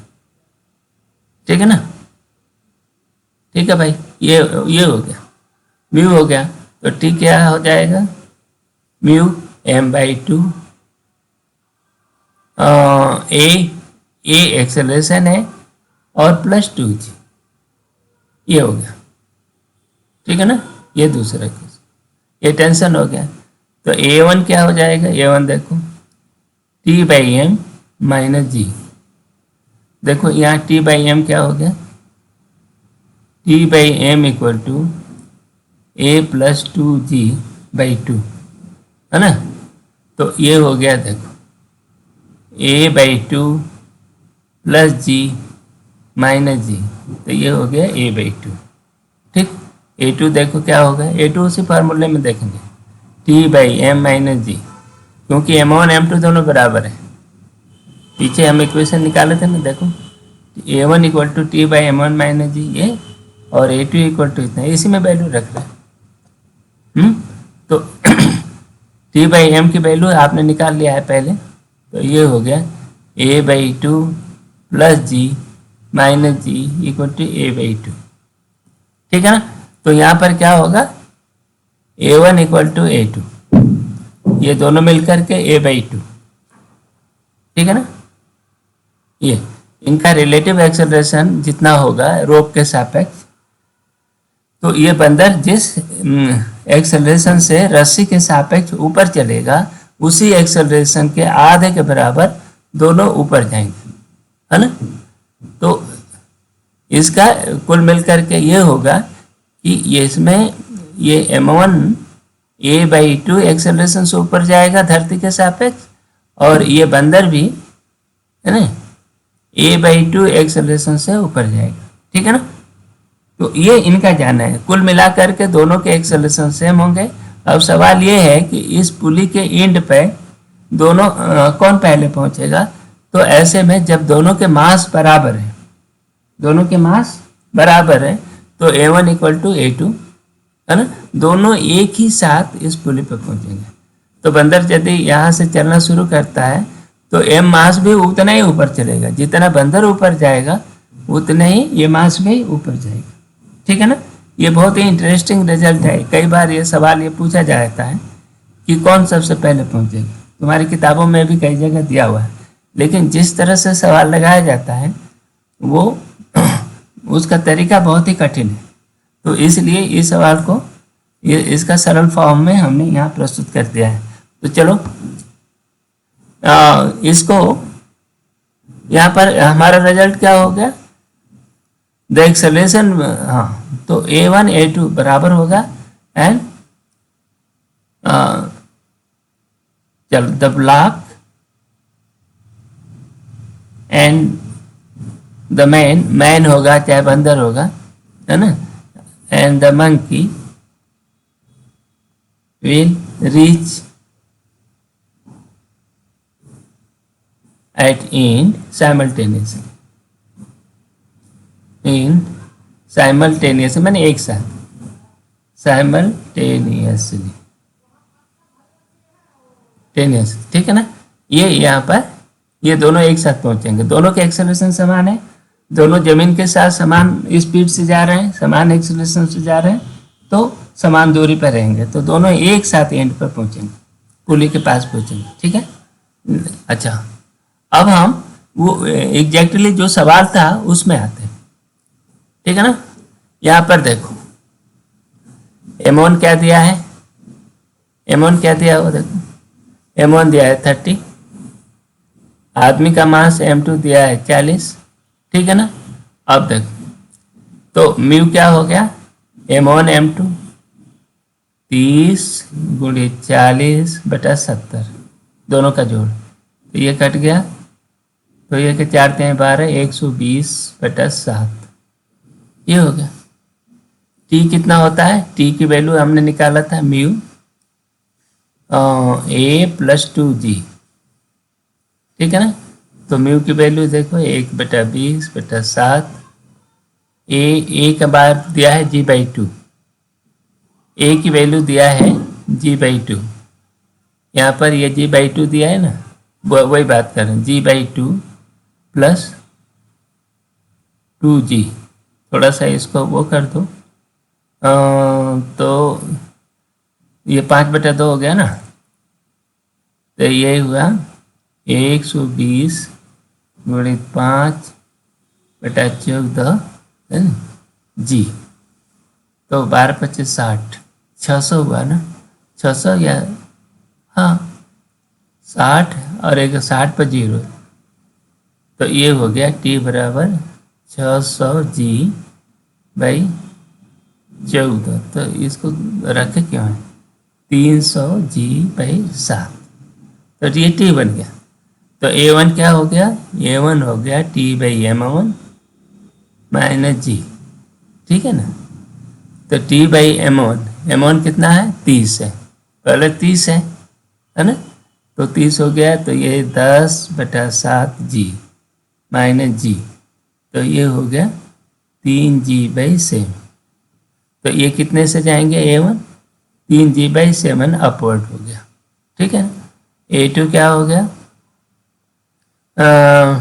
M2 हो गया 40 है ना, तो 40 का मतलब ये हुआ 30/28G, ठीक है, -G, तो ये क्या होगा,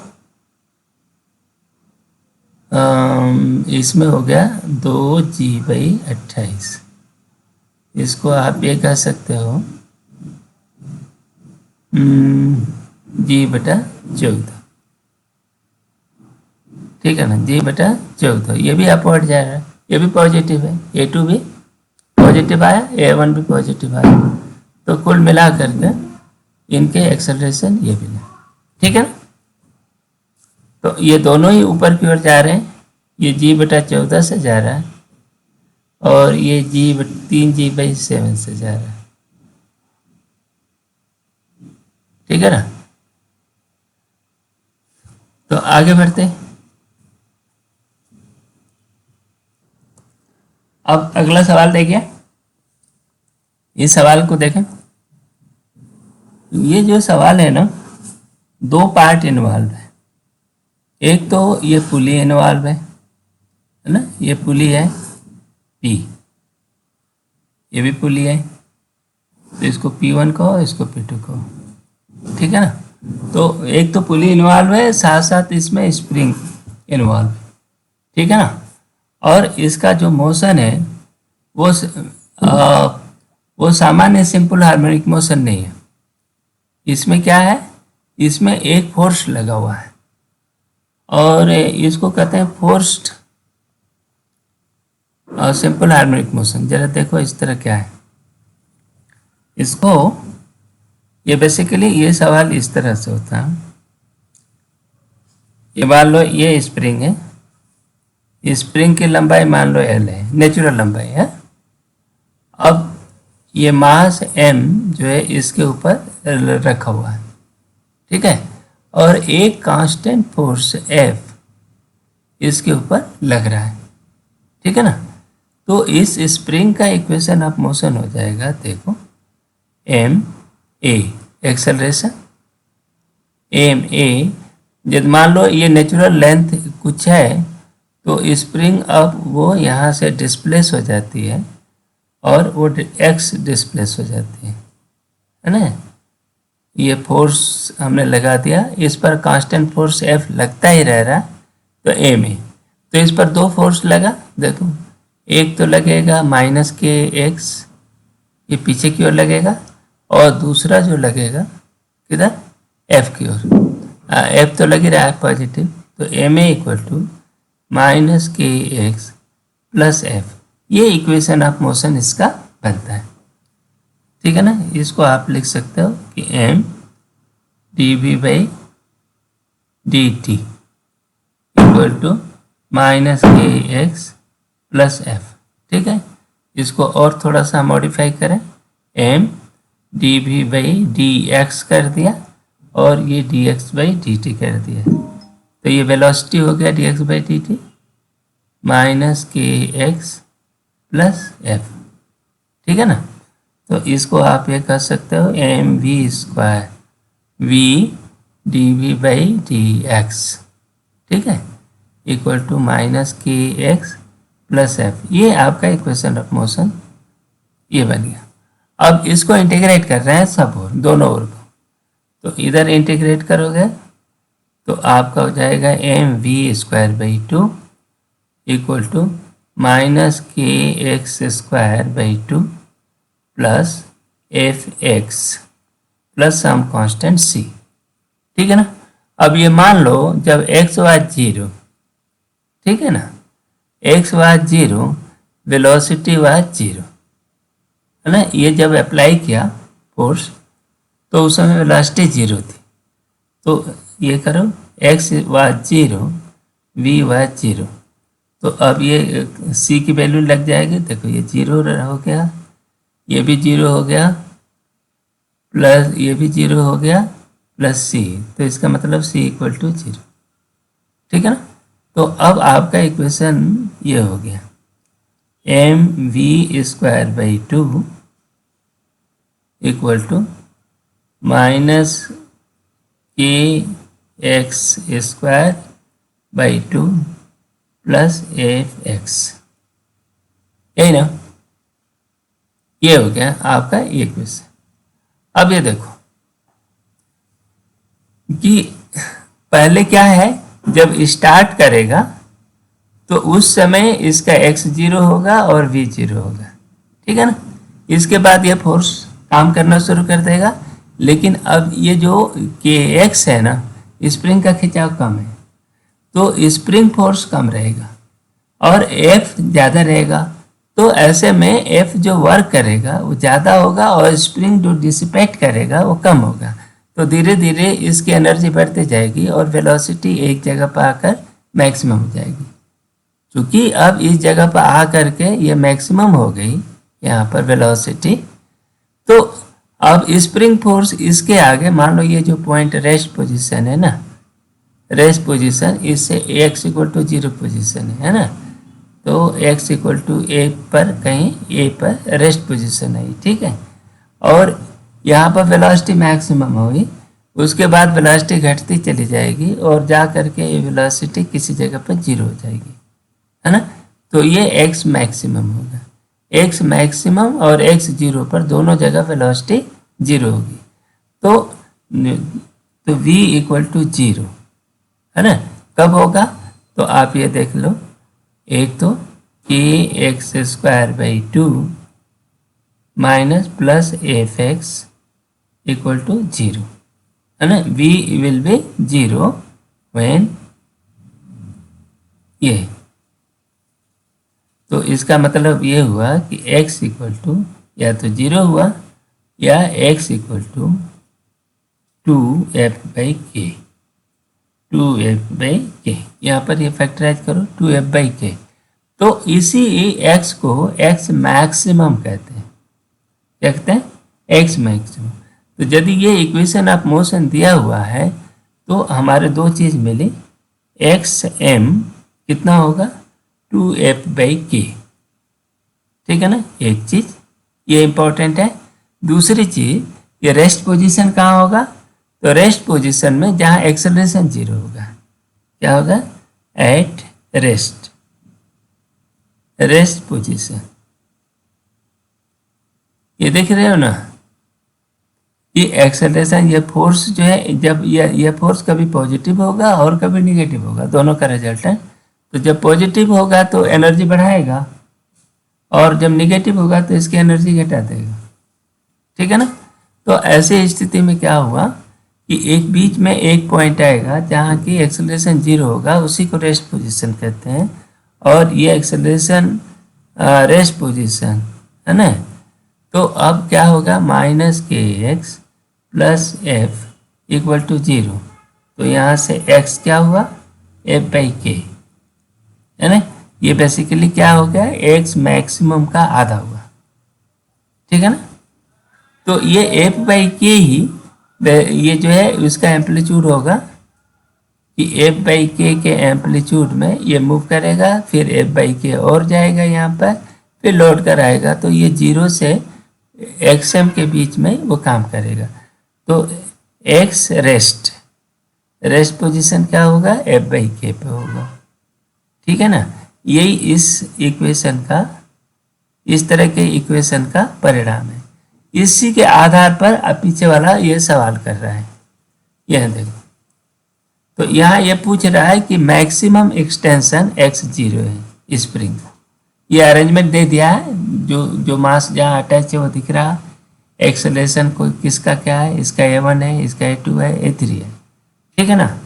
तो इसके दो पार्ट है। पहले जो एक चीज़ डिस्कस कर लिया कि जो सिंपल हार्मोनिक मोशन वाला पार्ट है उसको हम लोग ऑलरेडी डिस्कस कर चुके हैं, ठीक है ना। इक्वेशन ऑफ मोशन बस निकालना है, फिर उसमें आगे देखेंगे। लेकिन दूसरा पार्ट है वो रस्सी पुली का है ना। तो अब ये देखो, पहली इसमें क्या है? रस्सी, दो रस्सियाँ हैं। एक रस्सी ये है, तो जब रोप स्ट्रिंग मान स्ट्रिंग कांस्टेंट में तुम जानते हो कि उसके दोनों एंड का, है ना, दोनों एंड का एक्सेलरेशन, वेलोसिटी और डिस्प्लेसमेंट का मैग्नीट्यूड समान रहता है। तो देखो, तो इसका एक्सेलरेशन क्या हो गया? a1 है। ये जैसे बोल रहे हैं a1 इस दिशा में जा रहा है, ठीक है, चलो हम भी मान ले रहे हैं। इसका a2 इसी दिशा में जाएगा। देखो ये ऐसे जा रहा है तो रस्सी आगे बढ़ रही है। तो ये जो पॉइंट, इसका नाम दे दो a पॉइंट, है ना। इसका पॉइंट हमने दे दिया b, इस पॉइंट पर। तो b का एक्सेलरेशन क्या होगा? ये होगा a1, है ना। तो ये रस्सी जो है a1 एक्सेलरेशन देगी, ठीक है। और ये जो है एब्सोल्यूट एक्सेलरेशन है, ये जमीन के सापेक्ष ये नाप रहे हैं, है ना। मैंने ये इनर्शियल फ्रेम ऑफ रेफरेंस में नाप रहे हैं। ये जमीन पर बैठा हुआ ऑब्जर्वर दिख रहा है, a2 ये है, a3 ये है, और ये a1 से ये पुली आ रही है। तो ये जो पुली है और ये b और a दोनों के एक्सेलरेशन समान होंगे, ठीक है ना। तो अब ये देखो, ये a1 आ गया, और जब a1 आया तो पुली कांस्टेंट में जानते हो कि पुली में कि जो पुली का एक्सेलरेशन होता है AP, वो क्या होता है? a1 + a2/2, दो का एवरेज होता है, ठीक होता है कि नहीं। तो यहाँ पर आप देख लो कि a1 पुली का एक्सेलरेशन a1 है, यानी ये कि रस्सी से तो जुड़ा है, तो दोनों एंड का एक्सेलरेशन समान होगा, तो पुली का भी एक्सेलरेशन a1 ही होगा, ठीक है ना।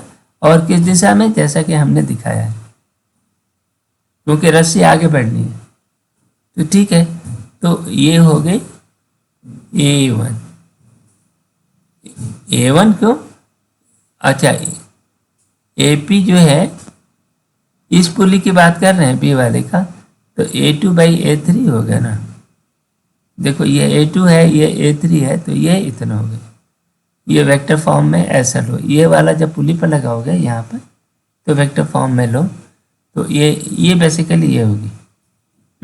सबकी दिशाएं एक जैसे हो गई, तो अब ये हो गई A2 + A3 = 2A1। ठीक है ना।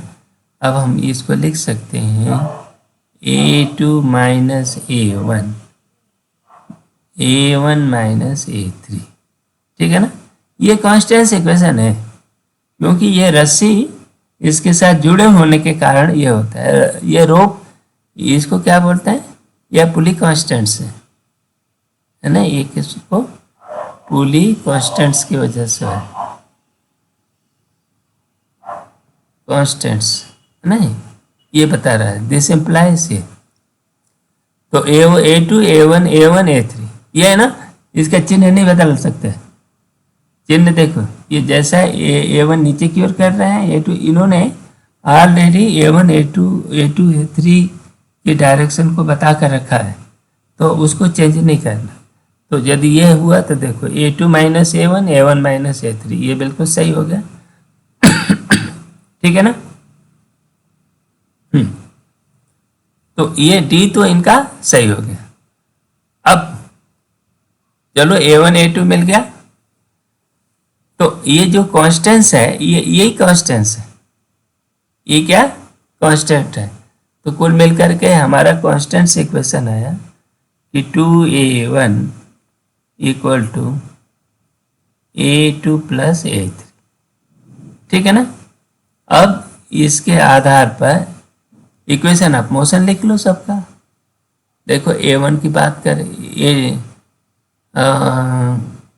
ठीक है, सबका ले। पहले इसका लेते हैं, फिर इसका लेंगे, फिर ये लेते हैं। अगले पेज पे चले क्या? चलो ठीक है, अगले पेज पे चलते हैं।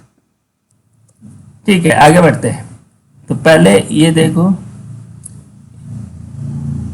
पहले ये इसका A1 का हम लिखते हैं, तो क्या हुआ 2MA1 = कितना हो गया। देखो A1 की दिशा में लेते हैं तो T, ये अच्छा ये देखो ये T है, ये T है, ये 2T है, ये 2T हो गए, तो ऐसे खींच रहा है, तो 2T माइनस कुछ नहीं 2T, ये 1 हो गया। ठीक है, यहाँ तो बन गया। अब आगे 2 का देखो, MA2 = अब यहाँ पर ध्यान दो, ये mg नीचे की ओर है, जैसा एक्सेलरेशन रहता है ना उसी के आधार पर फोर्स को पॉजिटिव और नेगेटिव लेते हैं। तो ये mg हो गया और ये t ऊपर है, तो ये हो गया mg - t। ठीक, और इसका अर्थ ये हो गया A2 = g - t/m। ठीक, उसी तरह से 2MA3 = ये भी देखो A2 नीचे की ओर है, तो ये 2mg इधर फोर्स लग रहा और ये t ऊपर है। ठीक है ना, तो ये हो गया 2mg - t। तो इससे ये हो गया A3 हो गया g - t/2m। ठीक है ना। अब A2 A3 को हम जोड़ देते हैं, ये 2 हो गया, ये 3 हो गया, है ना। तो A2 + A3 कितना हो गया 2g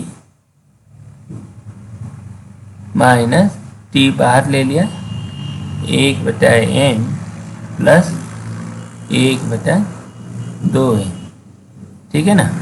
इसको और सरल कर लेते हैं, 2g - t, तो 2m, तो 3/2, 3/2m, ये ना, ये बन गया। और ये A1 प्लस A2 को क्या बोलेंगे, इसको 2A1 है, A2 प्लस A3 को 2A है ना, A2 plus A3 equal to 2A1, ठीक है ना। तो वो रख लेते हैं। तो 2A1, तो A1 को रखे देते हैं, हम T को हटाना है हमें, तो ठीक है ना, T को हटाना है। तो ये क्या हो गया, ये देखें,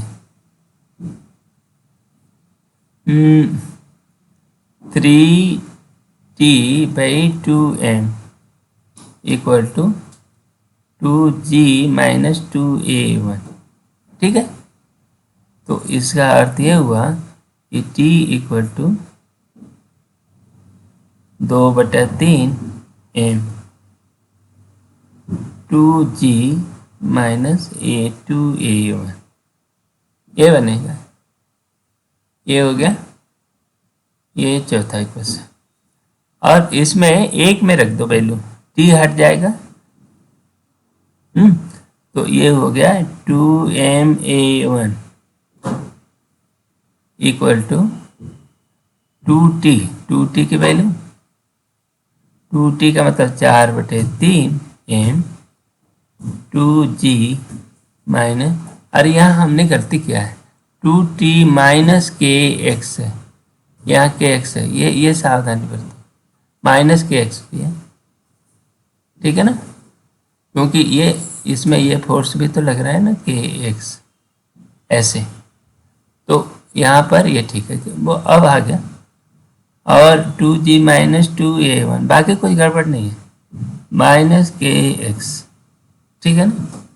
हाँ, बस अब इसको A1 को इधर भेज देते हैं, A1 को एक और कर देते हैं, तो ये क्या हो गया, 8/3M A1 आएगा ना यहाँ से, तो 2M प्लस 8/3M ये A1, ये इक्वल टू कितना हो गया, अब ये G रह गया, 8mg/3 माइनस KX, ठीक है ना, ये बना, ठीक है। अब ये कितना हो गया, 6 8 से 14 M/3A1 ये equal to 8/3mg minus KX, ठीक है ना, ये बन गया, ये आपका फाइनल इक्वेशन ऑफ मोशन हो गया, ठीक है ना। अब देखो, उसका मास तो वैसे 2m ही है, लेकिन चूंकि ये जो है A2 M2 और M3 की जो इनर्शिया है वो भी प्ले करेगी, तो इसका एक्चुअल मास थोड़ा सा अंतर पड़ गया, ठीक है ना। तो ये जो है इफेक्टिव मास हो गया है इसका, इस पूरे सिस्टम का इफेक्टिव मास हो गया 14/3M, तो उसकी तो बात कर नहीं रहा, यहाँ पर है। और ये जो है ये फिक्स फोर्स F हो गया, F है, और ये माइनस के, तुलना करो इससे कि MA equal to minus KX plus F, इससे तुलना करिए, तो F का काम क्या हो गया, F बराबर यहाँ पर क्या हो गया, 8mg/3 है ना, और K की वैल्यू K है ही, ठीक है ना। तो अब देखो, तो ये हमने ये बताया था ना, X मैक्स कितना आएगा, X मैक्स 2F/K आता है, 2F/K, तो F की वैल्यू क्या आ गई, 8mg/3, ये है ना, तो ये हो गया 16mg/3K, ठीक है ना। ये XM, या इस प्रॉब्लम में X0 दिया हुआ है, X मैक्सिमम जो है X0 ये इतना आएगा, ठीक है ना। ये देखो, ये एक सवाल ये हल हो गया। बाकी चीजें अब इसी के टर्म में ये बोल रहा है। अब उस पूरे सवाल पर चलो। यहाँ पे तो आपका एक्स जीरो क्या हो गया, एक्स जीरो जिसको हम एक्स मैक्स कह रहे हैं, ये 16 mg/k, ठीक है ना। तो ये अब क्या बोल रहा है, अच्छा वो इक्वेशन ऑफ मोशन का भी जरूरत पड़ेगी। ये हमारा इक्वेशन ऑफ मोशन क्या था, ये इक्वेशन ऑफ मोशन ये है ना, 14/3A1, इसको भी लिख लो, 14/3A1 equal to -kx plus 8/3 mg, ठीक है ना। ये इक्वेशन ऑफ मोशन है। अच्छा ये सवाल ले आते हैं पहले, तो उसको देखते हैं। ये सवाल को एड्रेस करने के पहले ये देख लेते हैं। ये जो हमने लिखा है ना, ये 14 है, पीछे ये कॉपी करने में गलती हो गई। ये जो आपका इक्वेशन आया था 5 नंबर, तो ये 14 है, इसी को उतार दिया इधर। तो ये 14 हो गया, ठीक है ना। बस आप सवाल को हल करो, आपका x0 मिल गया, इससे काम आपका पड़ेगा, ठीक है। बाकी इस इक्वेशन से पड़ेगा। पहला काम एट x0/4, x0/4 का मतलब क्या हुआ, x0/4, x0 इतनी है ना। तो x0/4 16/4 मैंने, तो ये 4 mg/3 होगा कि नहीं। यहाँ से देखो इसका चौथाई, तो 4 mg/3, तो यहाँ पर हमने वैल्यू रख देते हैं पहली चीज कि 14/3 MA1, ये तो जनरल है, इसको अभी छेड़ नहीं रहे हैं ना, इक्वल टू -kx के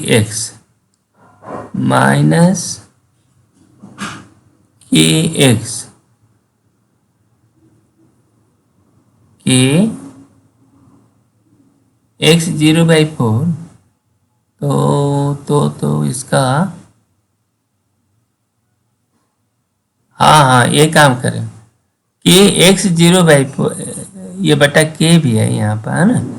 तो इसको k 4/3 के mg -8/3 mg, ठीक है। तो ये प्लस हो गया, तो ये हो गया 4/3 mg, ठीक है।